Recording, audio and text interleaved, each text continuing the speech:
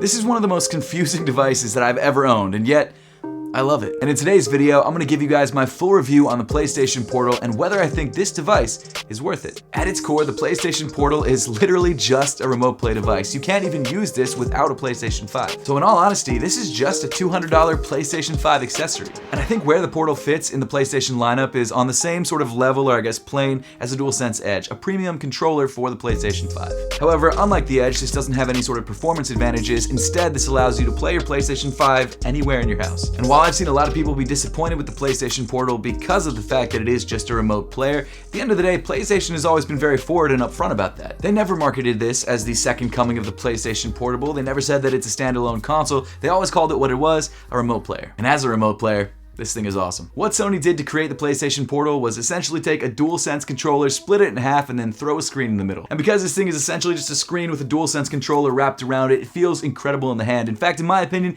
this is the most comfortable handheld device that I've ever used. And I'm including everything, like the Switch, the Game Boy Advance, the Game Boy Advance SP, which to be fair wasn't that comfortable in hand, and even the Steam Deck. The PlayStation Portal trumps them all because again, it's basically a DualSense controller, which is already an incredibly comfortable controller. And I totally get that this thing looks funky. It's probably one of the weirdest looking handhelds that's ever been made, but man, does it feel good in the hand. Now I will say that this form factor might only work for this type of device, a kind of device that you don't actually travel with, one that you kind of just sit at home or maybe sit in a coffee shop with and don't really keep in bags. And I know that sounds crazy for a portable device, but I mean, look at this thing. It's not small and it's kind of an awkward shape, so it's not going to be easy to throw in a bag. So even though this thing is incredibly comfortable to hold for honestly hours on end, it's not the exact type of form factor that I would want on the next PlayStation Portable if they ever made one of those ever again. Because with a device like that, the whole idea is portability, throwing it in your pocket and being able to game anywhere. With this is more about going from downstairs where your PlayStation is and playing the same games in your bed that you would usually play on your TV in your living room or in your basement, or maybe while someone's watching TV. So in terms of the intended use case of the Portal, I definitely think that this form factor is perfect. And it really does feel like you're holding a DualSense controller. Obviously your hands are a little bit farther apart, but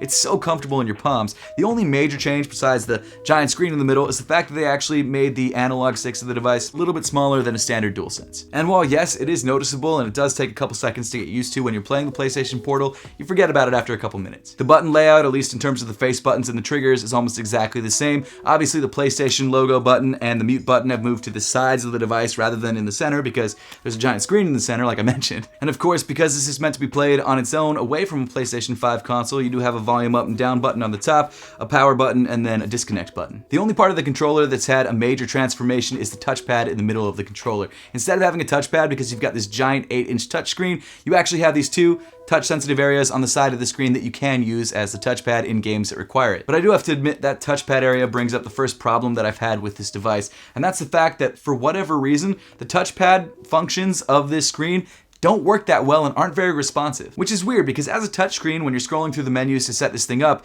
the touchscreen works fine. It's very responsive, it's very fluid, I didn't have any issues. But then when it came to actually playing a game where I needed to use the touchpad, it took me like 3 or 4 taps before I actually got the touchpad to work, which was really frustrating. Now, I don't know if that's the case for everybody. I don't know if it's a problem that you're having, if you own this device or not, so let me know in the comment section down below if you own one of these and have that same problem. But it's honestly not something that I'm that worried about because I feel like Sony could just solve this problem by adding a new firmware patch. In its current state though, a couple days after the device released, it is something that bothers me. But speaking of the screen, let's talk about it. This is an 8-inch LCD display. It is not OLED, unfortunately. The panel is 1080p and capable of up to 60 frames per second, which is fine. It's not the highest resolution or the highest frame rate in the world, but let's be honest, streaming 4K at 120 Hz would be almost impossible, at least with current Wi-Fi speeds and capabilities. I'll be honest, I did have some trouble streaming games, even upstairs in my house away from the PlayStation, so I can only imagine how much harder it would be to stream 4K. As far as actually playing on this screen, it was great. I had no problems with it whatsoever. It's a nice large display, bigger than most other handhelds out there. The brightness is decent. I never had any issues with it. I didn't play this thing outside because I don't see myself really playing this thing outside, but if you wanted to, you shouldn't have too much of a problem. And surprisingly, the viewing angles are pretty solid for a non-OLED display. I don't know why you need great viewing angles for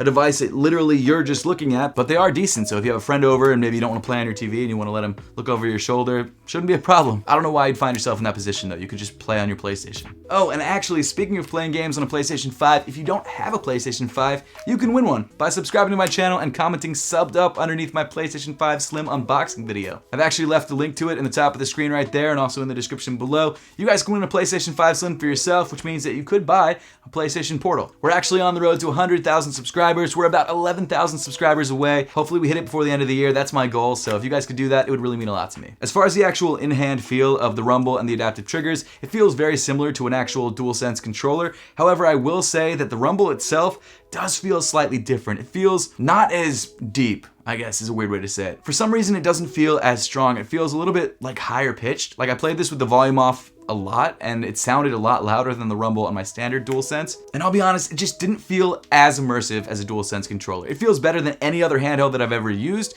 in terms of rumble and adaptive triggers, but it just doesn't feel as good as the standard controller. Again, that's just my own personal experience. Your experience may vary, but I do feel like that there is some slight difference in the rumble between this and a standard DualSense. One other difference between this and a standard DualSense is that the LED lights on the top of the controller have been moved to the sides, which I actually think looks cooler. I guess you could put an LED up there, but you're never using this as a second controller because Sony doesn't allow that for whatever reason, so there's no reason to differentiate between the two controllers. Also, you can tell which one is player 1 and player 2 if this ever did become a controller option. This looks pretty different than a standard DualSense. That aside, the LED light strips still do the same thing that they do on the standard DualSense. They change colors depending on the game or the situation, which I really like, and they make this device look super futuristic. But now let's get to the most important part, playing games on the PlayStation Portal. How is it? How is the streaming?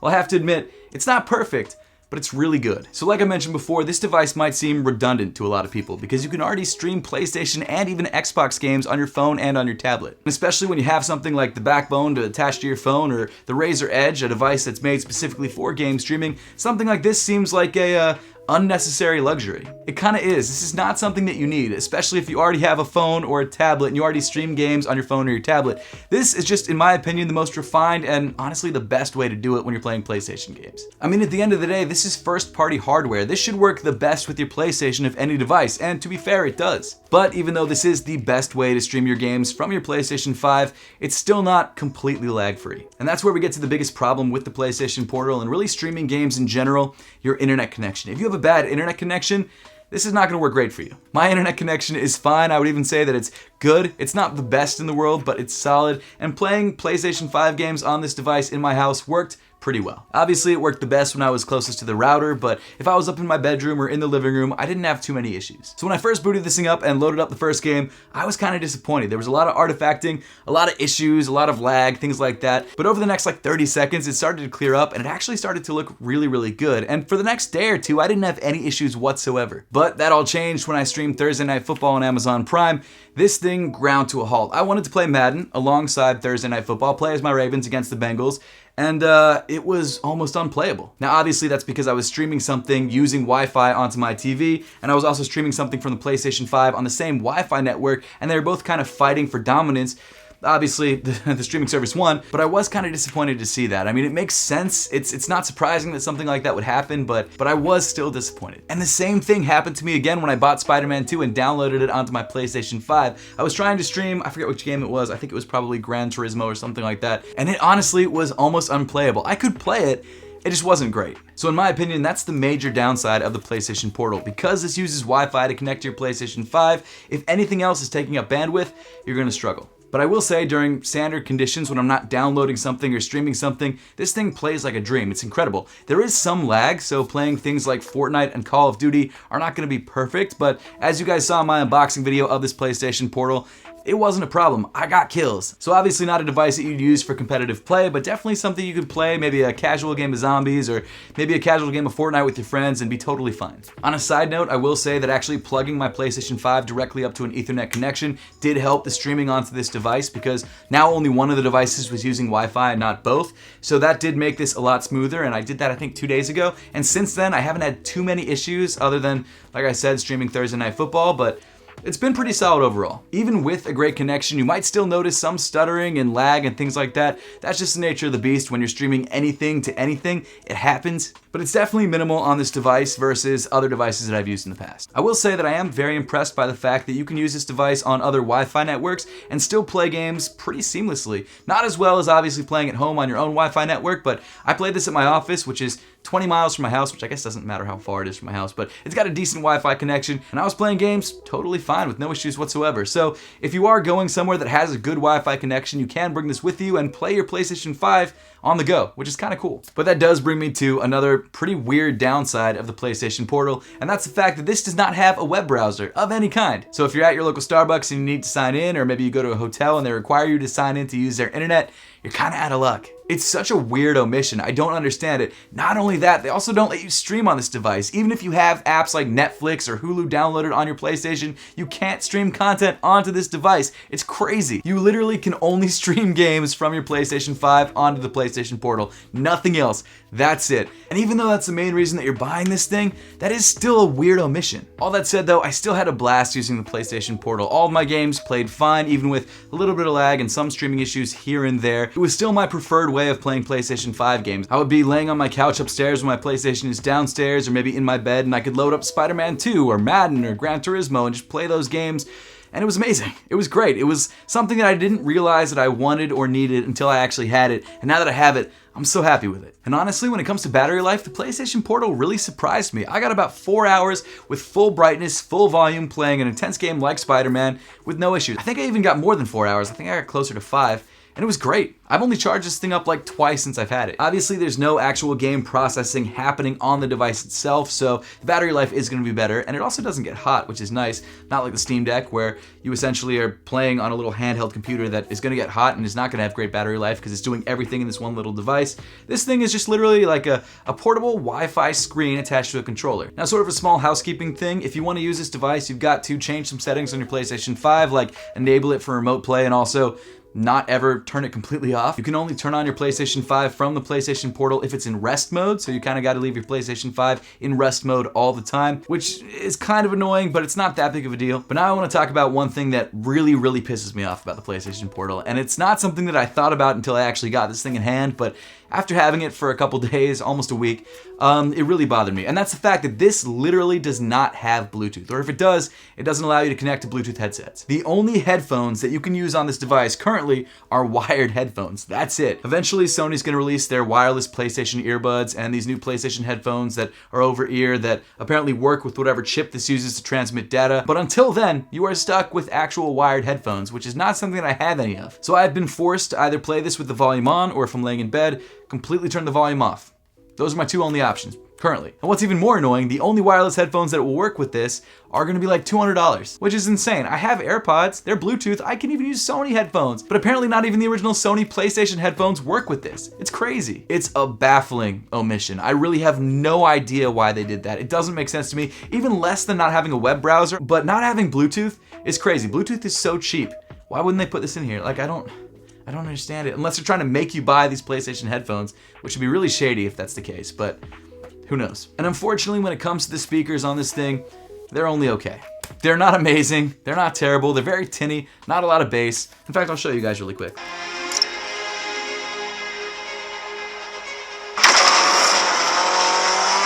I mean, I guess they're not terrible, but they're literally your only option unless you have wired headphones, and that sucks. They are stereo though, which I guess is nice, so if you have a sound coming from the left side, it comes out of the left speaker. Same thing with the right speaker, that's nice, but you should be able to use Bluetooth headphones. It's crazy to me that you can't. I got heated for a second, I need to calm down.